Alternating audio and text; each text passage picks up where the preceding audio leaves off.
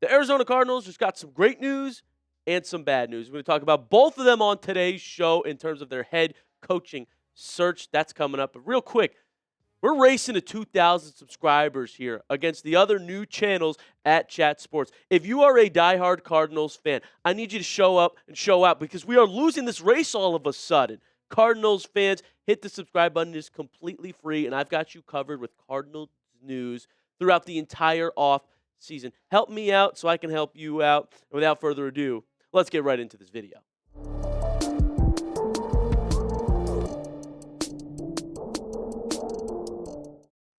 So this is great for the Cardinals, folks. Sean McDermott can become a candidate automatically as he was fired by the Buffalo Bills. A shocking development. Some saw it coming. Others thought there's no possible way. But the fact of the matter is in Buffalo, they didn't make a Super Bowl.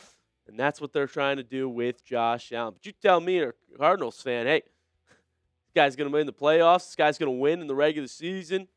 98-50 regular season record, 5 AFC East titles. Well, shoot, we'd be ecstatic to at least make the playoffs all of a sudden. You know what I'm saying? 8 playoff appearances. But this was the issue in Buffalo, was that the playoff record's 8-8, exactly 500. And when you have Josh Allen, they're trying to go for one thing and one thing only, which should be every team's goal. But he's just such a winner, all right? I mean, in that time span, Adam Schefter told me he's the second winningest coach. And that you see it in the career record, nearly 65% win percentage. Now, he is a defensive-minded candidate, all right? He was the Panthers defensive coordinator from 2011 to 2016. And like I said, the Bills head coach from 2017 to 2025. But I like the stability that you get with Sean McDermott. I mean, look how many years he's in each system, okay? And he's been a part of winning cultures, been a part of winning locker rooms. We need that in Arizona. And I think the Cardinals, all of a sudden, they were shifting gears to get a defensive candidate because that was the biggest issue in 2025 when you look at their ranks, okay, the metrics across the NFL. Well, points per game, they're 29th. You're giving up nearly 29 points a game. Yards per game, you're 27th. Teams averaging 358.9 yards against Arizona. Red zone scoring. Team scores touchdowns 63.24% of the time when they get down there. It's not good. And by the way, just to throw in some special teams for you, one of the worst field goal conversion percentages in the National Football League. So you need a leader, okay? And Sean McDermott is that guy with a great defensive background, but he could bring his own OC, help turn this thing around. So what do you think, Cardinals fans? Tell me in the comments section. All I need is one letter from you, but feel free to elaborate. Should the Cardinals hire Sean McDermott? Type Y for yes, type N for no. Get it going down below. I'm going to go through, see where you guys stand on this matter. But there is a new development, Cardinals and quote-unquote Bills-wise. We just found out from Mike Garafolo that the Cardinals are going to interview Joe Brady for their head coaching job today. Sources told him and Ian Rappaport. Now, Brady has a second interview upcoming with the Ravens, okay? And he spoke to the Raiders and Falcons as well. He's starting to get those interview requests, so be on the lookout for that. Hopefully it doesn't get poached like what happened to Robert Saleh. I think a lot of Cardinals fans, and myself included, I thought Saleh would be a phenomenal hire for Arizona. What he has been doing in San Francisco, he's rising up the ranks, okay? And he's been a head coach before. And all of a sudden, he takes the Titans job. He was set to interview with the Cardinals today. We were about to get him in the building. The Titans said, no, do not go anywhere. This was one of the only known candidates that the Cardinals have requested a second interview for. He's off the table. You know who else was one of those candidates? Jeff Hafley, supposed to interview with the Cardinals for a second time. And Miami gives him an offer, snipes him before he can get to Arizona. Teams are beating us to the punch, folks.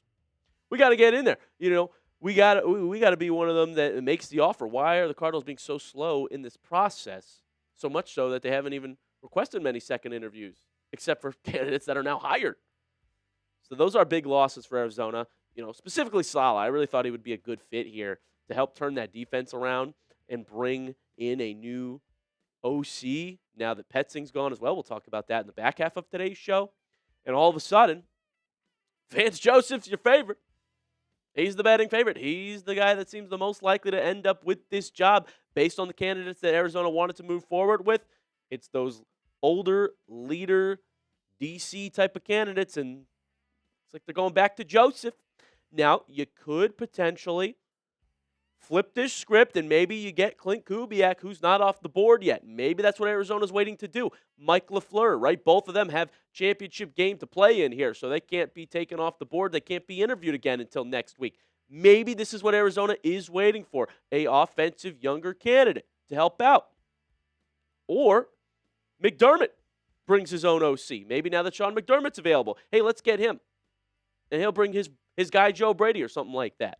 I will keep you posted on where the Cardinals go with that, ladies and gentlemen. But how about this? Solid. This is great for Arizona. Drew Petzing will not be here next year, folks. He is taking the Lions offensive coordinator job. Honestly, it's one of the weirdest hires I've seen across the NFL. I don't know what Detroit sees in Drew Petzing. They say that he's good at scheming up run plays. Well, Arizona had one of the worst rushing offenses in the league this year. Literally, 31st in rushing yards. I mean, what do you want me to do with that information?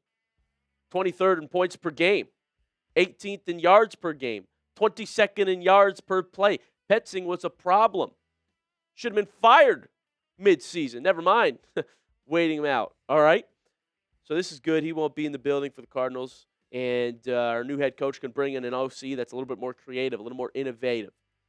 Okay? I mean, if I could pick Mike McDaniel to be the Cardinals offensive coordinator, I'd love that. But I think he's going to take an OC job somewhere else, or you're going to have to give him the head coach job if you want to get Mike McDaniel in the building if you're Arizona or Cleveland or one of those bottom teams at the moment.